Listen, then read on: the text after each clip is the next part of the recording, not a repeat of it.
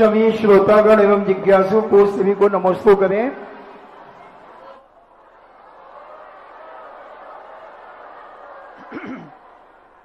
राहुल जैन बंडा से पूछते हैं, नमस्ते महाराज जी, अगर किसी व्यक्ति का एक्सीडेंट हो जाता है और उसके हाथ पैर एक एक कट जाते हैं तो वह व्यक्ति का अभिषेक कर सकता है?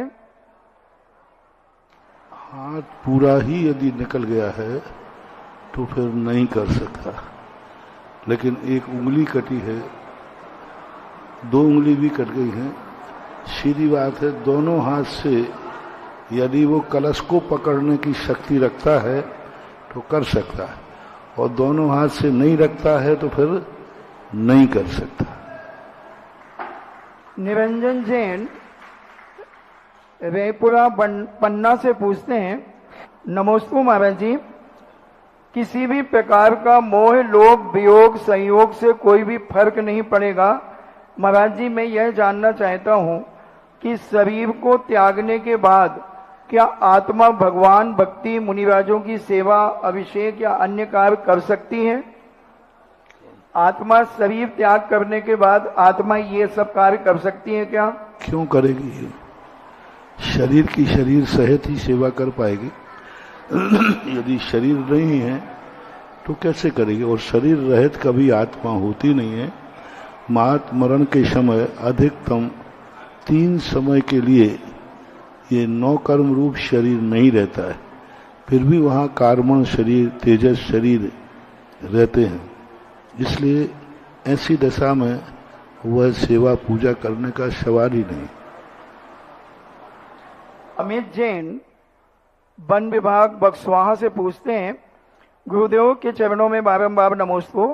महाराज जी, वन विभाग वन्य प्राणी शिकार के अपराध पकड़े जाते हैं जिसमें कुछ लोग भागीदार होते हैं एवं कुछ लोग निर्दोष भी पकड़े जाते हैं। ऐसा हम क्या करें कि निर्दोष लोग उसमें ना फंसें? ये तो स्वयं विवेक ही काम करेगा। कानून के अंदर लिखा है 100 गुनाहगार यदि बच जाएं तो बच जाएं, लेकिन एक बेगुनाह को सजा नहीं होना चाहिए। एक बेगुनाह को बचाने के लिए 100 गुनाहगार भग जाएंगे तो कानून कहता है 100 गुनाहगार बचे तो बच जाएं, लेकिन बेगुनाह को सजा नहीं मिलना चाहिए। इसी से पता चलता है कि हमारे देश के कानून में कितनी दया है। तो इसका ही पालन करना चाहिए। हमेशा बेगुनाहों के लिए किसी प्रकार हानि नहीं पहुंचना, यही सावधानी रखने का नाम विवेक है। अनुराग जैन सिलवासा से पूछते हैं, नमस्ते महाराज जी, शांति धारा के अंत में कुछ लोग करोति शांति भगवान जिनेन्द्रम बोलते हैं, तो यह सही है क्या? जो कुछ शांति धारा में लिखा है उससे एक अक्षर कम नहीं बोलना है, एक अक्षर बढ़ाना नहीं। एक अक्षर भी याद आप कम बढ़ करते हैं तो उधर शांति धारा के प्रभाव में भी हीनादिकता हो सकती है। इसलिए जो बहुत सोच समझ के हजारों साल पहले आचार्यों ने बड़ी सोच समझ के साधना करके उन्होंने शब्दों का चयन करके शांति धारा दी है। इसलिए उस प्राचीन शांति धारा में अपनी तरफ से कुछ भी मत जोड़ो। वो 1.5 चावल की अकल मत लगाओ तो अच्छा है। कितनी अकल है? 1.5 चावल की अकल ना लगाएं, इसी में भलाई है।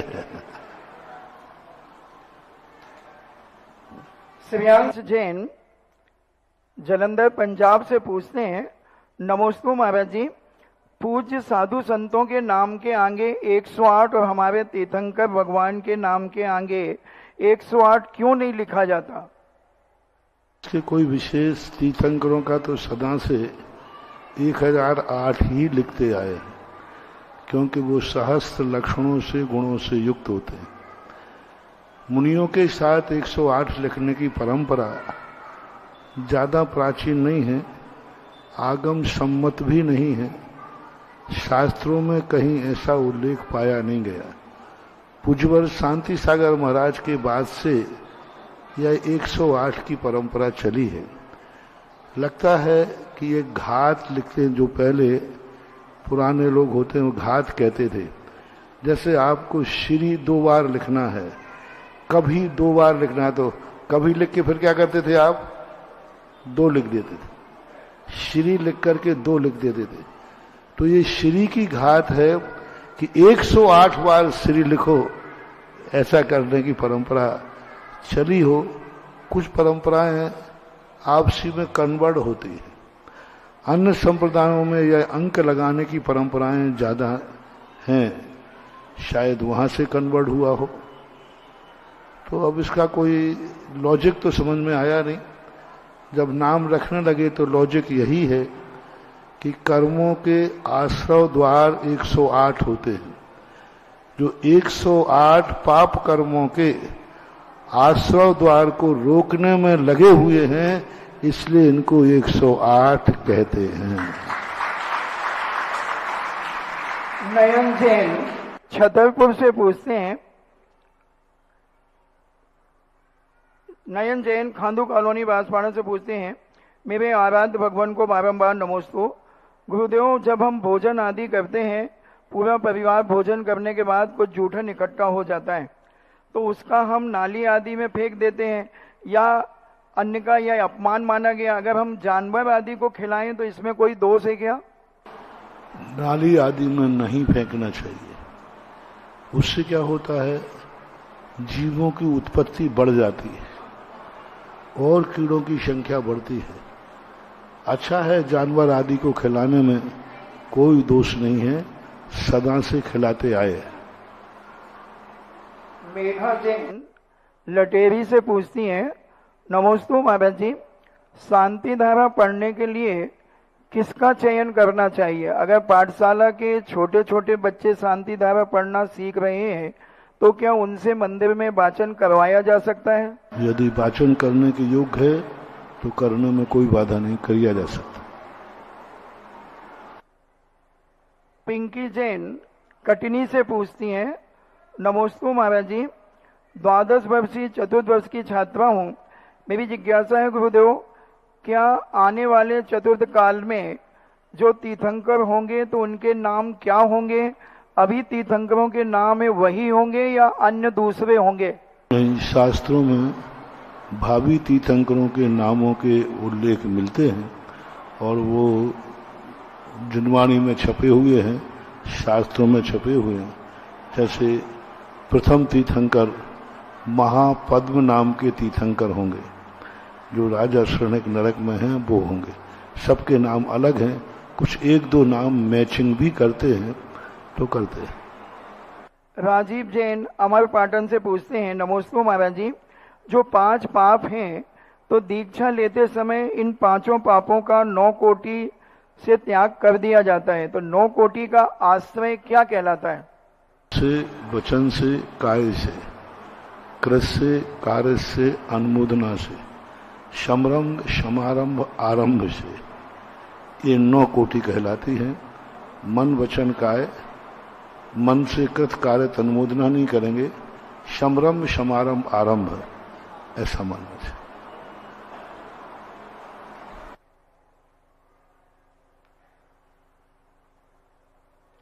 डॉक्टर मगन जैन आष्टा से पूछते हैं, परम पूज्य मेरे आराध्य गुरु के चरणों में नमोस्तु। भगवान, कारण के बिना वस्तु का स्वभाव, प्रकृतिशील कैसा होता है? के बिना तो कोई कार्य होता ही नहीं, और स्वभाव जो होता है वो भी कारण निहित होता है।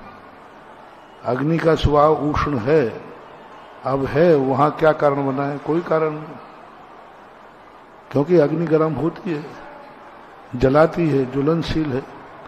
आंख देखती है तो देखती है, कान सुनते हैं तो सुनते हैं, सूर्य प्रकाश देता है सो देता है।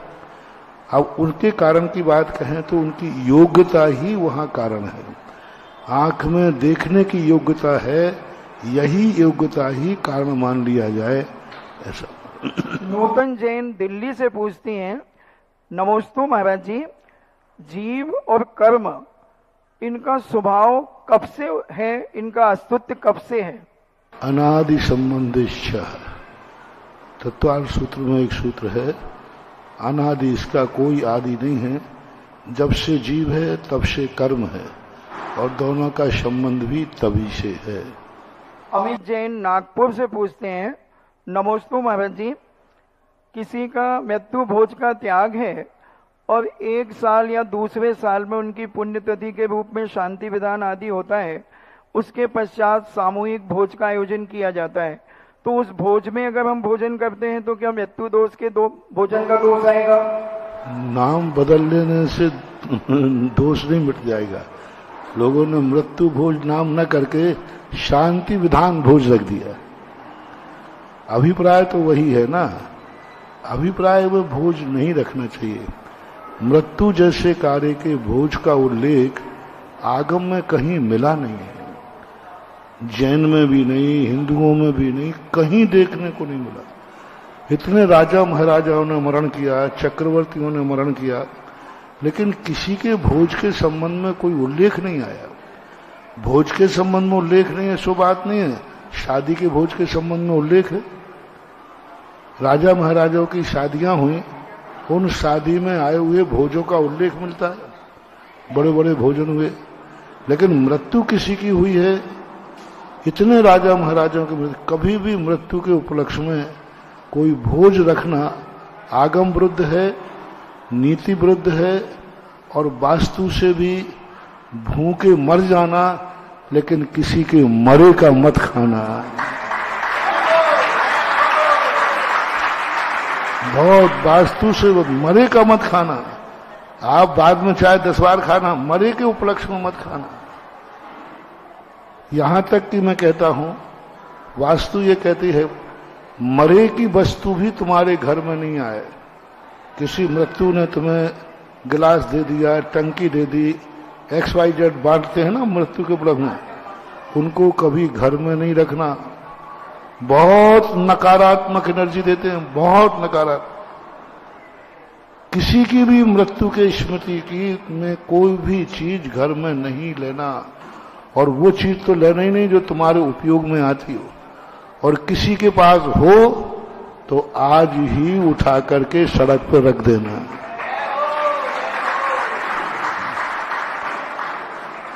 दूसरा ले जाएगा तो वो मृत्यु के उपलक्ष्य में नहीं ले जाएगा, वो तो सड़क में पड़ी है सो ले जाएगा, लेकिन तुम तो मृत्यु के उपलक्ष्य में लाए हो ना। हाँ नहीं, मां जिनवाणी, शास्त्र, गुरु और भगवान आदि की फोटो यदि देते हैं तो वह उपयोग में नहीं आती, तो वो बात अलग है। लेकिन कोई भी वस्तु नहीं, ना खाने का नाम ही नहीं लेना चाहिए। आप रिश्तेदारियों में जाते हो तो वो तो रिश्तेदार का भोजन है, भोज के रूप में नहीं है। सामान रिश्तेदार के गए तो 4 रोटी खा लोगे, सामान्य भोजन जैसा करते हो वैसा करोगे। शांति विधान के नाम से भी भोज करना, बिल्कुल खिलाने वाला खिलावे, लेकिन खाने वाले को नहीं खाना चाहिए। बोले साहब बाद में आके खा लूंगा, मृत्यु का भोज तो नहीं खा, मरे हुए का भोजन नहीं करना किसी भी हालत में। ऑनलाइन जिज्ञासाओं के बाद उपस्थित भक्तों की ओर से और देश भर में जो देश दुनिया के तमाम भक्त जो टीवी के आगे आध्यात्मिक संत निर्यापक श्रवण तीर्थ चक्रवर्ती मुनिपुंगव सुधासागर जी महाराज की दिव्य देशना का इंतजार कर रहे हैं, उन सभी की ओर से बारंबार नमोस्तु नमोस्तु नमोस्तु। हमारे बीच चेतनोदय तीर्थ कटनी से पूरी कमेटी उपस्थित है। आदरणीय प्रमोद कक्का जी, प्रेमचंद जी प्रेमी जी, जो कि दयोदय महासंघ के अध्यक्ष भी हैं, पूज्यवर की प्रेरणा से माइक पहुंचाए वहां तक। विशाल चेतनोदय तीर्थ का निर्माण कटनी में हुआ और पूरी कमेटी आग्रह लेकर आई है। अनुरोध करूंगा प्रथम जिज्ञासा के लिए, और तैयार रहेंगे श्री संजय जी जैन किशनगढ़। गुरुदेव के चरणों में शकल दिगंबर जैन समाज कटनी की ओर से त्रिवार नमोस्तु। गुरुदेव, हम सब भावना लेके आए हैं कि आपका चातुर्मास भी कटनी में हो और लगे हाथ पंचकल्याण की जो व्यवस्था बन रही है, सारी व्यवस्थाएं लगभग पूर्णता की ओर हैं। आपके चरण पड़ें और आपके द्वारा जो पूरे क्षेत्र को विकसित किया गया है, उस क्षेत्र के पंचकल्याणक भी आपके परम सानिध्य में होवें, ऐसी परम भावना के साथ हम सभी आज आपके चरणों में याचना लेकर आए हैं। गुरुदेव, प्रश्न ये है कि आरखंड में, भरत क्षेत्र के आरखंड में 5 मलेच्छ और 1 आर होते हैं। आरखंड में परिवर्तन होता है समय के अनुसार और सुषमा दुष्मा काल आदि आते हैं। क्या मलेच्छ खंड में भी ऐसा काल परिवर्तन होता है, और यदि नहीं होता है तो वहां पर जीवों की स्थिति कैसी होती है? पूज्यवर उमा स्वामी महाराज ने जी तत्वार सूत्र के अंदर भरतई रावत योर वृद्धि आसौ षट सम्याभ्याम मुस्सर्पणी वत, तो इन्होंने पूरे भरत रावत में कहा है। मलेच्छ खंड में भी यहाँ के समान ही परिवर्तन होता है, वहाँ की उम्र, वहाँ की आयु, वहाँ की सब कुछ। दूसरा प्रमाण पत्र यह है कि यदि वहाँ का परिवर्तन न माना जाए तो भरत चक्रवर्ती की काया 500 धनुष थी और 32,000 मलेच्छ खंड से रानियां लाता है। उनकी उम्र, उनकी हाइट 500 धनुष है, और आखिरी चक्रवर्ती जो 12वां चक्रवर्ती हुआ वो भी 32,000 रानियां लाता है। उस समय उसकी हाइट बहुत कम, 7 हाथ प्रमाण लगी। अब 7 हाथ प्रमाण 32,000 रानियां 500 धनुष वाली लाएगा, यानी एक ऊंचाई 500 धनुष यानी 3,000 फीट, यानी पति तो है 7 फीट का, नहीं चक्रवर्ती तो हुआ 10.5 फीट का। चक्रवर्ती यहां है ना आरेखंड में, और पत्नी हुई 3,000 फीट की। आप लोग मैचिंग कर लो, मुझे तो कोई आपत्ति नहीं है। अरे वैसे ही तुम लोग कहते हो कि पुरुष बड़ा हो पत्नी छोटी हो, तो कितना अंतर नहीं बनेगा। और मलेच्छ खंडों के जीवों का आना जाना भरत क्षेत्र में बराबर बना रहता है। इसलिए पूज्यवर उमा स्वामी महाराज के अनुसार जो कथन है वो मलेच्छ खंडों में भी परिवर्तन होता है, ऐरावत और भरत सभी में। नमोस्तु गुरुदेव। श्री प्रेमी जी भी जिज्ञासा रखेंगे, देवोदय महासंघ के अध्यक्ष प्रेमी जी। संजय जी तैयार रहेंगे अपने परिवार सहित। मुनिपुंग सुधा सागर जी महाराज के चरणों में बारंबार नमोस्तु। छुल्लक महाराज जी के चरणों में इच्छामी। गुरुदेव, संसारी अवस्था और गृहस्थ अवस्था दोनों में विपत्तियां भी खूब आती हैं और हर्ष के भी मौके कई बार आते हैं। तो विपत्तियों के समय गुरुदेव धैर्य कैसे रखें? कई बार मन बड़ा विचलित होता है। और हर्ष के समय समता कैसे रखें? हर्ष के समय ही हम विपत्ति के समय को सुधार सकते हैं। हर्ष के समय पर हम इतने ज्यादा हर्षित हो जाते हैं कि हम ये भूल जाते हैं कहीं विपत्ति आए तो उसकी तैयारी क्या करें। इसके लिए सबसे सरल उदाहरण देता हूं आपको। माता को आपने देखा होगा, बच्चे को कोई हंसाता है तो माँ उसे रोकती है। अब बच्चे को कोई हंसा रहा है तो माँ क्यों रोकती है? हंसाना तो अच्छा है, लेकिन माँ को ज्ञान है कि बालक जितना हंस रहा है बाद में उतना रोएगा। ये सीधा सा सिद्धांत इनका है, और यही कंसेप्ट सारी दुनिया में है। जब हर्ष हम विवेक से रहित होकर करते हैं, हर्ष में हम जब फूल जाते हैं तो वह पुण्य पापानुबंधी पुण्य बन जाता है। जैसे कि अपने पास लाख रुपए आया, हर्ष का दिन अच्छा हुआ, अब उसके लिए अपन ने किसी प्रकार से करने का मन हुआ, अच्छा पैसा है चलो कुछ करते हैं। ऐसे ही और आंखों में देखने की ताकत आई, बहुत अच्छी ताकत है। हम गंदा देखने लगे, हम गंदा सुनने लगे, हम गंदा बोलने लगे, गंदा करने का भाव होने लगा, तो उसी समय हमारे लिए पापानुबंधी पुण्य का बंध हो जाता है, और वो पापानुबंधी पुण्य हमें फिर जाकर के दुख की तरफ ले जाता है। इसलिए सभी नीतिकारों ने दुख से बचने का एक ही उपाय बताया है कि सुख के दिनों में सावधान रहें, दुख के दिनों में नहीं। दुख के दिनों में तो सभी सावधान हो ही, कांटे बिछे हों तो सब देख के चलते हैं, लेकिन नीति कहती है फूल जब रास्ते में बिछे हों उस समय जो सावधानी से चलता है उसके जीवन में कांटे आते ही नहीं। लेकिन कांटों के समय तो हम सावधान हो जाते हैं और फूलों के समय इसी बात को नीतिकार ने कितना अच्छा लिखा कबीर ने, दुख में सुमरन सब करें सुख में करे न कोई।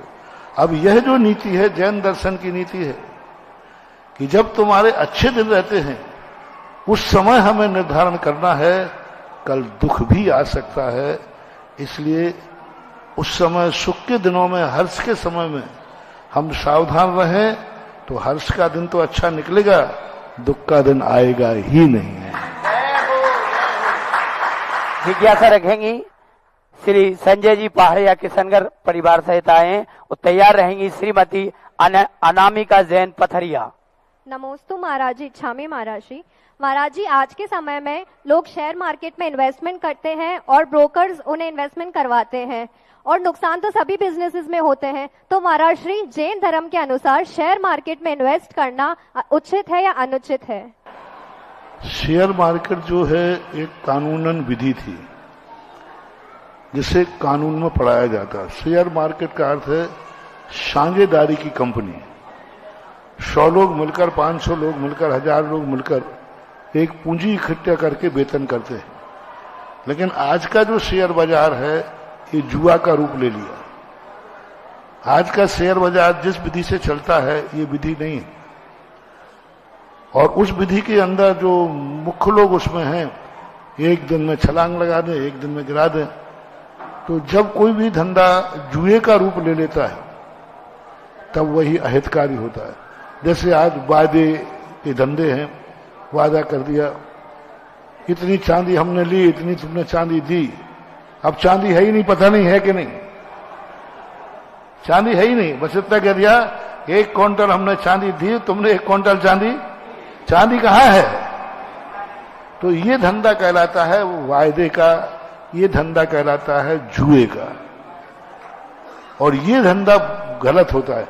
1 क्विंटल चांदी है तो 1 क्विंटल चांदी दूसरे के पास है तो वो चांदी कहीं ना कहीं तो है, तो वो कंपनी कहलाती।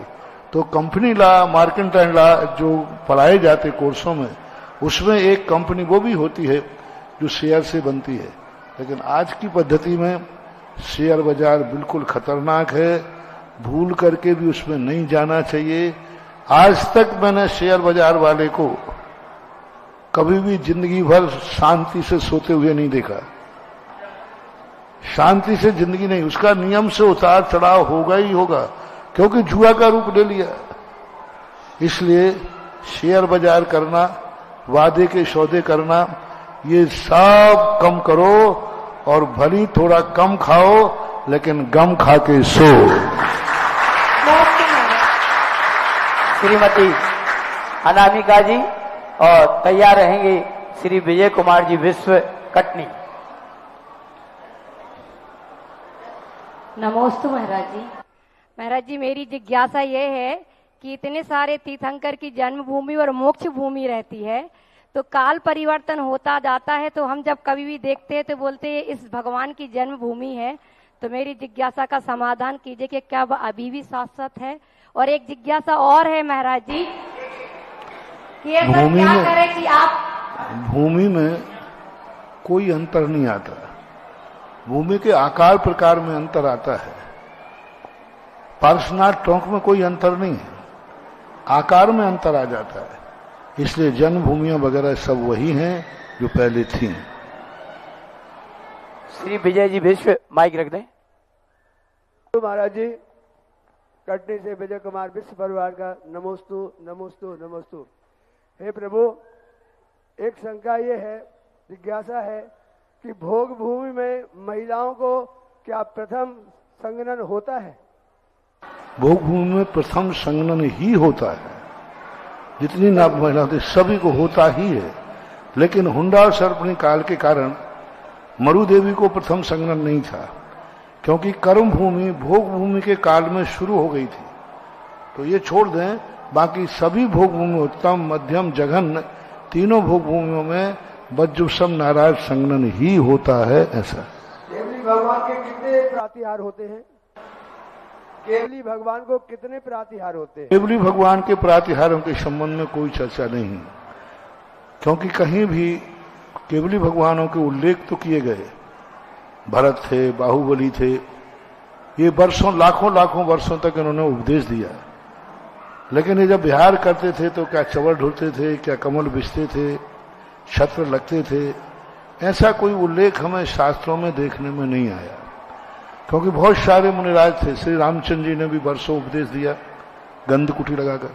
बस एक गंध कुटी का उल्लेख जरूर मिलता है कि एक गंध कुटी की रचना होती है जब वो विराजमान होकर उपदेश देते हैं।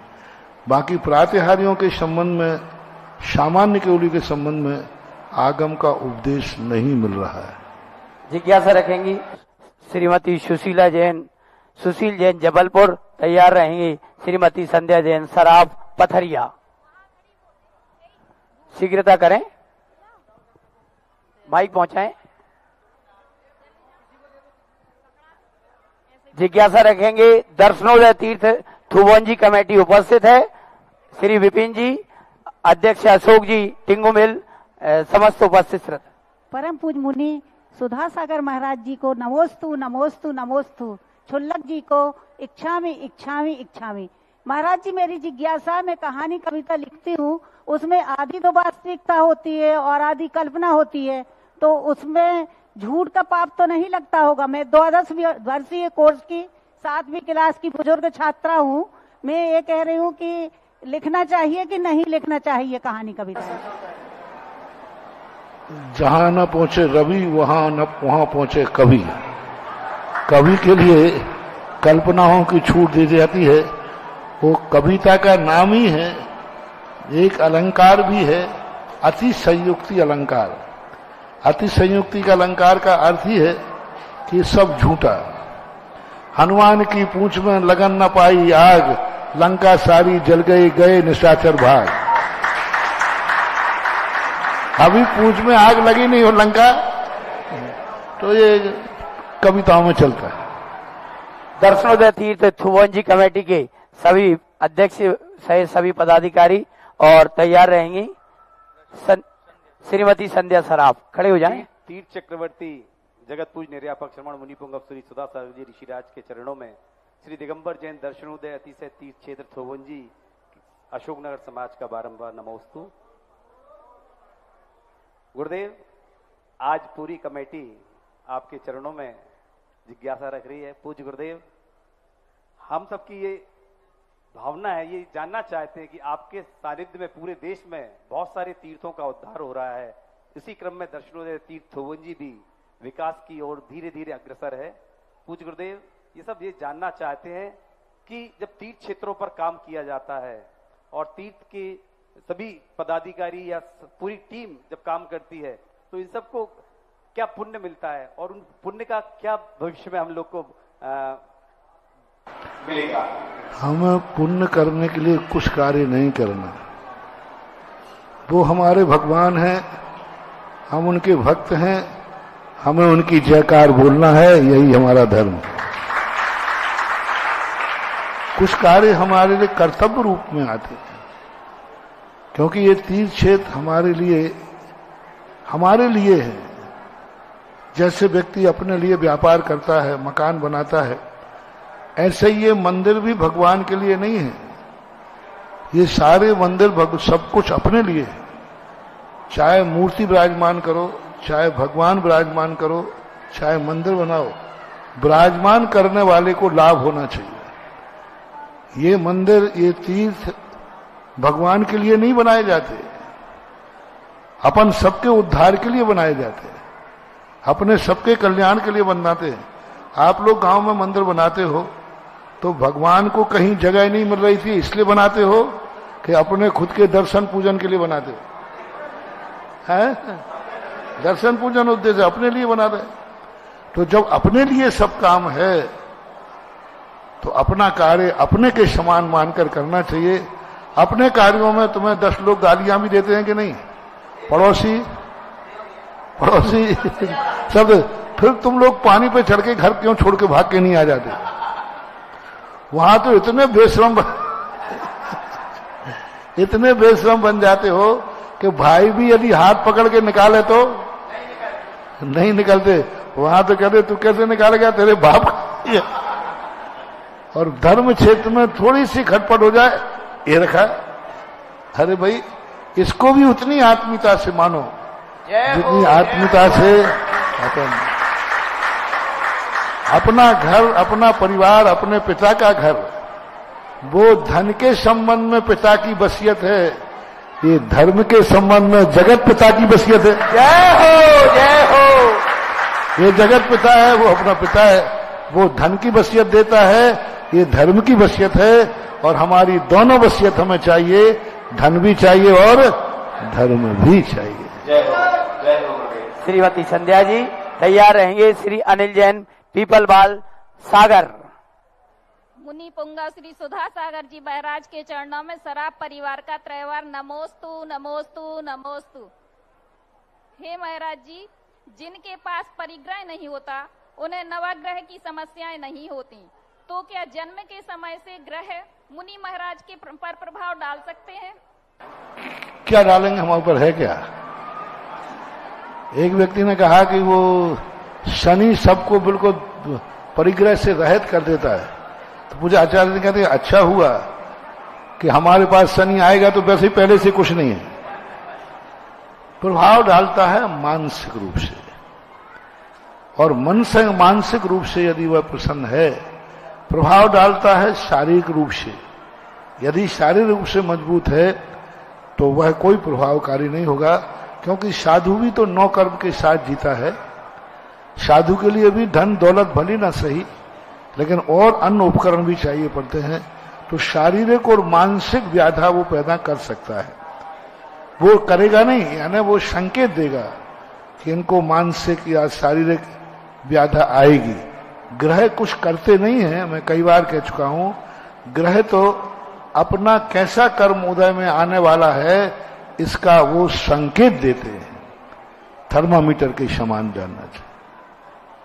श्री अनिल जी पीपलवार परिवार और तैयार रहेंगी श्रीमती मनीषा जैन पथरिया। नमोस्तु महर्षि।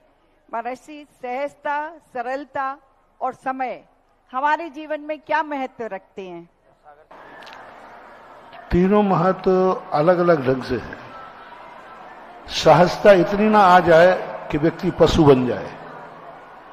पशु बिल्कुल सहज होता है, उसको कोई शर्म लाज नहीं होती। जहां जिस समय जो करना है करेगा, जो खाना है खाएगा। इतने सहज भी मत हो जाओ कि मानव जीवन पशु बन जाए। इतने सरल भी मत हो जाओ कि बालक के समान कुछ भी व्यक्ति को विवेक न रहे। जैसे बालक सरल होता है, कोई भी ठग लेता है। इतने सरल हो जाता है बालक कि कोई उसको चॉकलेट दिखाता है तो उसके पीछे चला जाता है। आपने बच्चों का अपहरण कैसे होता है? ऐसे होता है ना, उसको चॉकलेट दिखाते हैं। अब इतना सरल है वो कि वो ये देख ही नहीं पा रहा है कि ये मेरे परिवार के जन हैं या बाहर के लोग। इतने सरल मत हो जाओ कि बालक के समान कोई भी अपहरण कर ले। इतने सहज मत हो जाओ कि पशुओं के समान हमारी विवेक और सभ्यता खो दें। समय से इतने न बन जाओ कि समय हमें यमराज का रूप दिखा दे और हम सोते रहे। समय के अनुसार हमें नहीं चलना है, हमारे अनुसार समय चलेगा। हमारे अनुसार समय को चलना पड़ेगा। कौन कहता है कि सुबह होने के बाद जागते हैं? कौन कहता है सुबह होने से जागा जाता है? हम लोगों से पूछो, सुबह के होने के पहले जागते हैं। जय हो, जय हो। हाँ, सुनो, लोग कहते हैं कि सुबह इसलिए होता है जगाने के लिए। हम लोग तो जो उसके पहले ही जाग जाते हैं। तो इस समय से इतने पाबंद मत हो जाओ कि हम जागेंगे तब हमारा सवेरा। एक नीति है ना, जब जागो तभी सवेरा है, जब जागो तभी सवेरा है। ये है मानव उत्थान का सूत्र।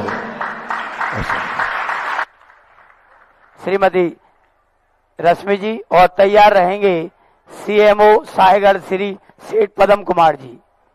परम पूज्य मम आराध्य गुरुदेव सुधा सागर जी के चरणों में त्रैवार नमोस्तु नमोस्तु नमोस्तु। परम पूज्य छुल्लक जी के चरणों में इच्छामी इच्छामी इच्छामी। महाराज जी, मेरी शंका है कि एक स्त्री ही जो तीर्थंकर को जन्म देती है और एक स्त्री ही है जो आप जैसे साधु संत को, आचार्य श्री जैसे संतों को जन्म दिया, परंतु हमारे धर्म में उस स्त्री को विष की बेल क्यों कहा गया है? उसको क्या कहा? विष की बेल क्यों कहा गया है? मैंने तो नहीं पढ़ा है। संसार में विष बेल नारी तजवय जो। इतना तो हमने पढ़ा है। अरे इतना तो हम नहीं पढ़ा है। इतना तो नारी को विष बेल कहा है, माता को तो नहीं कहा।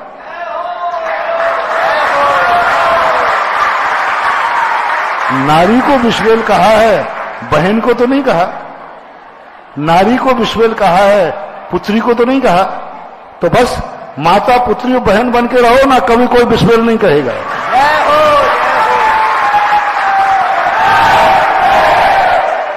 नारी तो विषवेल थी, है और रहेगी।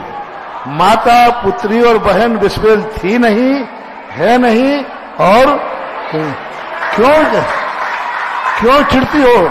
कोई नारी कहे तो क्यों चिढ़ती हो? तुरंत अपने बेटे को याद करो। कह रहा होगा नारी से, मैं तो मम्मी हूं, मम्मी थोड़ी विषवेल है। कोई कहे नारी हो तो कह देना, कह रहा होगा मैं तो किसी भाई की। और कोई कहे नारी है तो कह रहा होगा मैं तो किसी बाप की बेटी हूं। बस ये से नहीं। वहां नारी शब्द जो है, वहां नारी को दृष्टि रूप में कहा।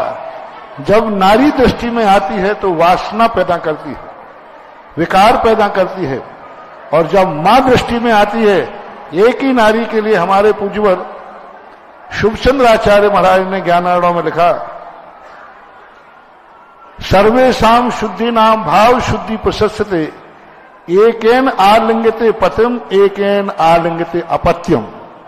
वही नारी, भाव शुद्धि देखना, वही नारी जब पति का आलिंगन करती है तो वासना से भर जाती है, और वही नारी जब बेटे का आलिंगन करती है तो प्रेम से भर जाती है। दोनों पुरुष हैं कि नहीं? पहले बोलो, दोनों पुरुष हैं कि नहीं? बेटा भी पति भी समान रूप से पुरुष हैं कि नहीं? अच्छा, वो नारी दोनों के पास है कि नहीं? लेकिन क्या अंतर आ गया? बेटे के साथ उसके कोई विकार भाव नहीं आया, बेटे को भी कोई विकार भाव नहीं आया। नारी वही है, पुरुष वही है। इसलिए नारी और पुरुष का चक्कर छोड़ो और मां बेटे के संबंध बनाओ, जाओ खेलो खूब खाओ, कोई कुछ नहीं करेगा। जिज्ञासा रखेंगे सीएमओ साहेगढ़ श्री पदम कुमार जी, और तैयार रहेंगे श्री राकेश जैन पथरिया। हे गुरुदेव, नमोस्तु नमोस्तु नमोस्तु। हे गुरुदेव, जब अकबर बादशाह का शासन हुआ करता था, तब हमारे जैन धर्मावलंबी की संख्या 4 करोड़ के लगभग थी। आज लाखों में आ गई है। जो धर्म हमारे हिंदुस्तान के अंदर 0 में थे, वो आज करोड़ों में पहुंच गए। मैं आपसे निवेदन करना चाहता हूँ, मार्गदर्शन लेना चाहता हूँ कि हम सभी को ऐसा आशीर्वाद दें ताकि हम भी इसी करोड़ों में पहुंचे। अकबर के राजा की मेहरबानी थी कि अकबर राजा ने परिवार नियोजन का कानून लागू नहीं किया था। और आज सबसे बड़ा दुर्भाग्य है कि सबसे ज्यादा जैनियों में 100% परिवार नियोजन है। और परिवार नियोजन जब कोई अच्छी समाज करती है तो उस समाज का हिराश होता है। अन्य समाजों में अभी 100% नहीं पहुंचा, मात्र जैन समाज का सबसे ज्यादा पहुंचा है। उसी का परिणाम ये है। और आज जिन समाजों में परिवार नियोजन नहीं है, वे समाजें बढ़ रही है। उस समय अकबर के समय कितने थे अकबर के चाहने वाले? अकबर की समाज के लोग कितने थे? नगण्य थे। तो अब उनके प्रति सिद्धांत ये हैं, कुछ सिद्धांत ऐसे होते हैं जो गंदे लोगों के लिए बनाए जाते हैं, लेकिन उन्हें अच्छे लोग अपना लेते हैं। परिवार नियोजन वो करें जो गंदे हों, जो पापी हों, शराबी हों, जुआरी हों, हिंसक हों और संस्कार विहीन हों, वो परिवार नियोजन कराएं जिससे बुरे लोग पैदा ना हों। लेकिन जो अच्छे लोग हैं, शाकाहारी हैं, धर्मात्मा हैं, धर्म पालन करते हैं, इनको परिवार नियोजन नहीं करना चाहिए। और इनको ये मत करना चाहिए कि जितने ज्यादा संतान पैदा होंगे उतने शाकाहारी पैदा होंगे। आप बेटे क्यों पैदा करते? बेटे पैदा करने का कोई प्रावधान कर, चलो 2 बेटे करना तुम्हारी मर्जी पड़े दो, और जितने बेटे बने उनको शाकाहारी कहना, नमोकार मंत्र पढ़ने वाले कहना, भक्त कहना, जैनी कहना। तो ये जो सोच बन रहा है आज वर्तमान में, वो पढ़े लिखे लोग होकर के भी इस बात को नहीं समझ पा रहे हैं कि आगे आगे धीरे धीरे यह बहुत जनसंख्या कम होती जाएगी। जिज्ञासा रखेंगे श्री राकेश जी और तैयार रहेंगे युवा वर्ग के संरक्षक शैलेंद्र जी श्रृंगार। नमोस्तु आज मुनिश्री, नमोस्तु पथरिया के समस्त सेवार्थियों की ओर से बारंबार नमोस्तु। हमारी जिज्ञासा है मुनिश्री कि महावीर स्वामी के 34 भाव हैं, 34 भाव में, तो 16वें भाव में स्थावर ब्राह्मण योनि का क्या मतलब है? उसका स्थविर कहलाता है। स्थानडल इनके नाम होते हैं, ब्राह्मणों की जातियों में होते हैं, उस जाति में पैदा हुआ है। श्री शैलेंद्र जैन और तैयार रहेंगी श्रीमती अंतिम जैन पथरिया। गुरुदेव के चरणों में नमन। स्थानडल नाम का एक गोत्र है ब्राह्मणों में, आज भी उस गोत्री लोग पाए जाते हैं। गुरुदेव के चरणों में नमन। नमोस्तु इच्छामि। गुरुदेव, अभी इधर से एक बहन ने प्रश्न पूछा था, संसार में विश्वेल नारी, आपने संदेश दिया मां बनो, पुत्री बनो और बेटी बनो। इधर से एक प्रश्न अभी अभी आया था कि मृत्यु भोज या जनसंख्या बढ़ाओ, ये सीएमओ महोदय ने प्रश्न किया था। आपके प्रवचनों के माध्यम से पूरे विश्व में आप वो देते हैं यदि व्यक्ति चाहे तो उसका जीवन स्वर्गों सम हो जाए। गुरुदेव, फिर भी आखिर ऐसा क्या है? क्या हमारे समर्पण में कमी है? क्या हमारे दुष्ट कर्मोदय में है? आपके इतनी मेहनत करने के बाद 18-18, 17-17 घंटे मेहनत करने के बाद भारतवर्ष में श्रावकों पर और श्राविकाओं पर आपकी बात का वो असर क्यों नहीं होता जो आप करना चाहते हैं? गुरुदेव समाधान करें। नमोस्तु गुरुदेव। मेरा असर तो इतना हो रहा है कि देखो, इतनी गर्मी में और धूप में यहाँ हाउसफुल लोग भर के बैठे। जय हो, जय हो, जय हो।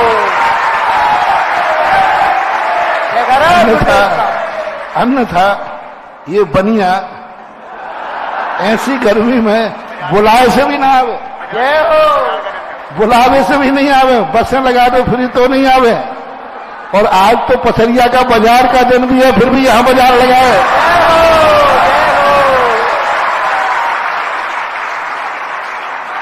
अब पहले तो मैंने जिज्ञासा का मना कर दिया, मैंने कि भाई देखो गर्मी का समय है और पथरिया का बाजार है इधर। उन्होंने कहा नहीं, वो बाजार तो बाद में होगा, पहले तो यही बाजार होगा। जय हो, जय हो। देखो, प्रभाव की जहां तक सवाल है, हमेशा धर्म का प्रभाव का फल परोक्ष होने से तुरंत नहीं पड़ता, और संसार का प्रभाव तुरंत होने से उसका प्रभाव जल्दी पड़ता है। क्योंकि लोगों को सामने दिख जाता है, देखो इन्होंने किया, हमने रोटी खाई, भूख मिट गया, मैं सुखी हो गया। अब हमें कहते कि उपवास करने में भी सुख होता है, तो ये कहते महाराज समझ में नहीं आता, उपवास करने में तो रात में नींद और नहीं आती। अब रोटी खाने का सुख संसार का सुख है और उपवास का सुख परमार्थ का सुख है। अब लोग उपवास करने में, भूख लगने पर रोटी नहीं खाने में आनंद आता है, कौन मानेगा? अब उसके लिए तो बहुत भेद विज्ञान चाहिए, बहुत तत्व दृष्टि चाहिए। इसलिए दुनिया में रत्नों की दुकानें कम ही होती हैं, सब्जी मंडी तो हर दुकान पे होती है, हर जय हो, जय हो। अच्छी चीजों के, धर्म की चीजों के तो सदा से हमेशा कमी रही है और कमी रहती है। जिज्ञासा रखेंगी अंतिम जैन, तैयार रहेंगी मधुलता जैन ग्वालियर। मुनि श्री के चरणों में कोटि कोटि नमोस्तु। मुनिश्री, आपने कहा था कि यंत्र जी को घर में नहीं रखना चाहिए। हमारे घर में भक्तांबर महामंडल विधान हुआ था, जिसमें 4x4 स्क्वायर का एक यंत्र जी है, जिसमें 48 काव्य हुए मतलब बने हुए हैं और उन पर उनका रिद्धि मंत्र लिखा हुआ है। गुरुदेव, उनका निष्ठा उस यंत्र का निष्ठापन मैं किस तरह करवाऊं? व्यक्तिगत रूप से मैं कुछ बोलूंगा नहीं और सामूहिक रूप से मैं बोले बिना रहता नहीं, इसलिए जो हम कह चुके हैं वो बस वही मानना। जब कह दिया कि घरों में यंत्र नहीं रहना चाहिए, अब व्यक्तिगत कहने के मतलब क्या है? बस इतना ही कह दिया, उसका विसर्जन करना चाहिए, मंदिर जी में विराजमान करें। मंदिर जी भी यदि नहीं रखते हैं तो विसर्जन कर देना चाहिए।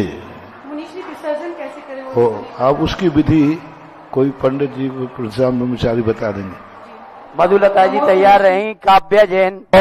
और जिनके यंत्र में कोई विसर्जन करने में डर लगे तो फिर हमारी टेबल पे सब आके विसर्जन कर जाओ बस। जय हो, जय हो। पर उस आराम ताराम का फिर मैं विसर्जन करा दूंगा। तो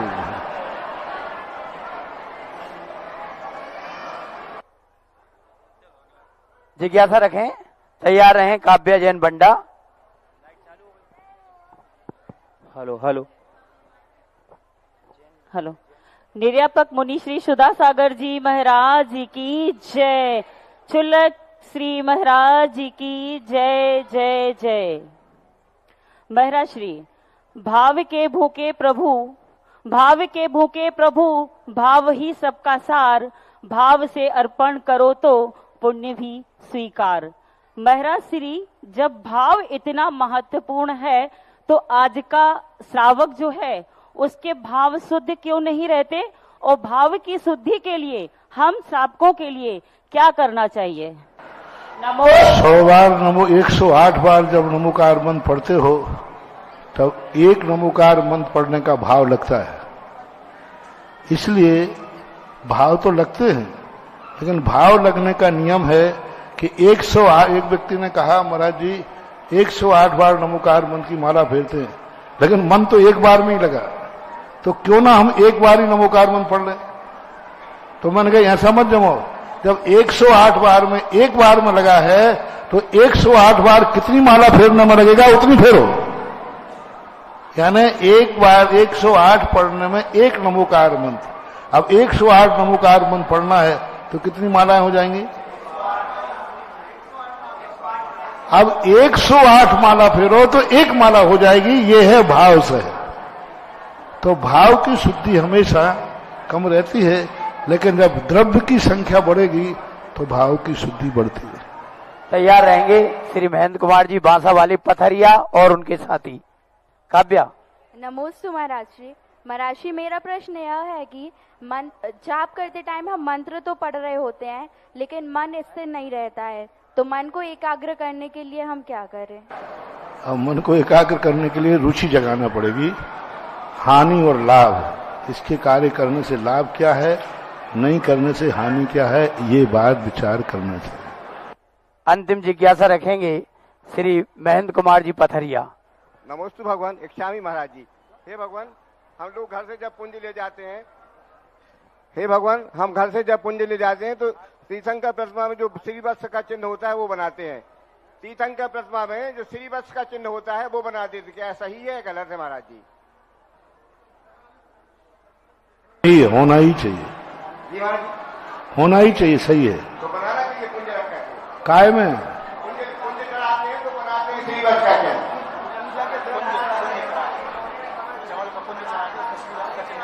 नहीं, वो नहीं बनाना चाहिए। भगवान के यहाँ पर श्रीवत्सन होता है, पूजा की थाली में श्रीवत्सन बनाने की जरूरत नहीं। सब घर से ले जाके वो पुंज चावल चढ़ाते हैं, उसमें श्रीवत्स बना देते हैं देख करके भगवान नहीं का। करना। और महाराज जी जो पूजा करते हैं लोग, अभिषेक को ही अपना महत्व देते हैं। 24 लोग अभिषेक करते हैं और 4 लोग पूजा में बढ़ते हैं। प्रथा चली आ रहा है। हाँ, तो इनको क्या होगा, पानी पीने अच्छा मिलेगा, रोटी नहीं मिलेगी, बस इतना हो जाएगा। अतिशय जैन पथरिया और तैयार रहेंगी कीर्ति जैन पथरिया। माइक शीघ्रता से पहुंचाएं। कीर्ति, अतिशय जैन माइक दें। कीर्ति जैन तैयार रहेंगी, तैयार रहेंगी श्रीमती जगत पूज्य निर्यापक श्रमण जी के चरणों में बारंबार नमोस्तु नमोस्तु नमोस्तु। पूज्य शुल्लक जी के चरणों में इच्छा में। गुरुदेव, रत्नकरण श्रावकाचार्य में ऐसा वर्णन आया है कि जब आचार्य सुमंत्रभद्र स्वामी को भस्मक नाम का रोग हो गया था, तब वो शिवभक्त और बौद्ध अनुयायी हुए थे, तो क्या उनको मिथ्या दर्शन, मिथ्या ज्ञान, मिथ्याचार्य का दोष नहीं, लगेगा? उनका अभिप्राय अलग था, भाव अलग था। वहां एक राजा को भी उन्होंने धर्मात्मा बनाया। यदि कोई नीचे झुक करके सोने का बिस्कुट उठा के लाता है तो उसे झुकना नहीं कहलाता। हजारों लोगों को उन्होंने जैन बनाया और जैनत्व का दर्शन कराया। एक ओम। मान्य जैन जबलपुर तैयार रहेंगी संगीता पहाड़िया, मंडीदीप भोपाल। नमोस्तु भगवान।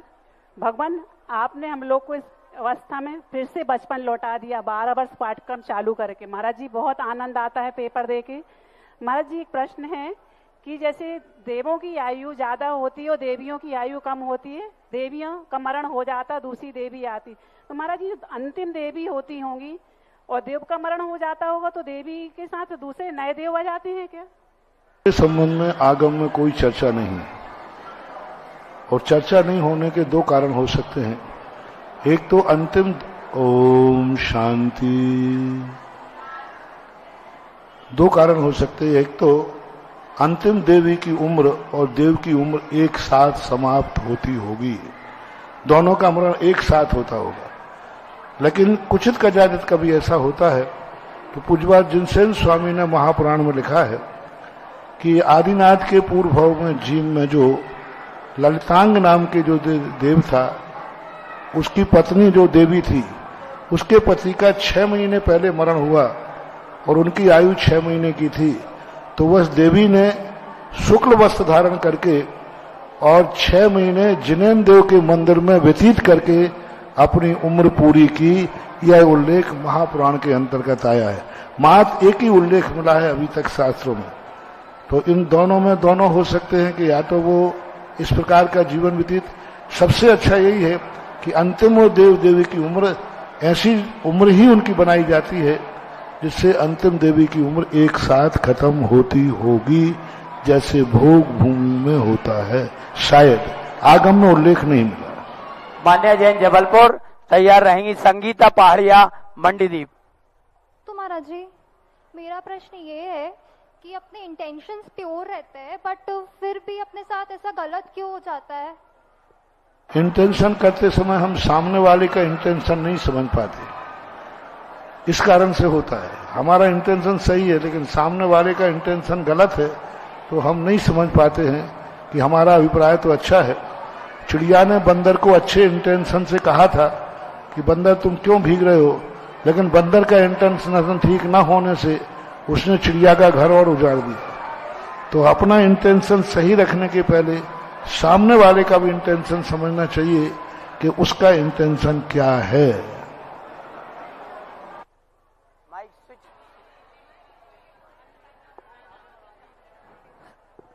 जिज्ञासा रखेंगी संगीता पहाड़िया, तैयार रहेंगे अर्बन जैन बंडा।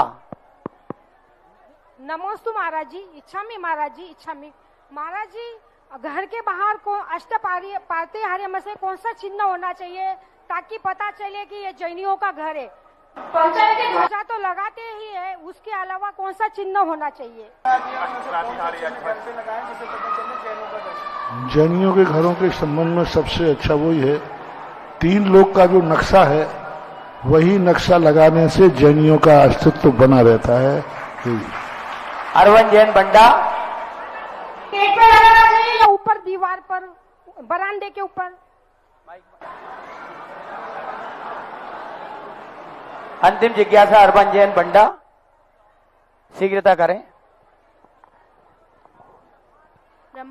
नमोस्तु महाराज जी, मेरा प्रश्न ये है कि बहुत सारी जगहों पे मंदिर शहरों से बाहर बनते हैं, फिर थोड़े दिनों बाद उनके मंदिरों की देखभाल अच्छे से नहीं होती। क्या ये उचित है कि मंदिर शहर से दूरी बने? देखो, मंदिर कहाँ बनना चाहिए कहाँ नहीं बनना चाहिए वहाँ की समाज के ऊपर आधारित है। समाज यदि मंदिर के बाहर नशिया टाइप की बनाना चाहती है तो बनाना चाहिए, निषेध तो नहीं कर सकते। और ऐसा अच्छा बनाए कि यात्री भी आने लग जाएं।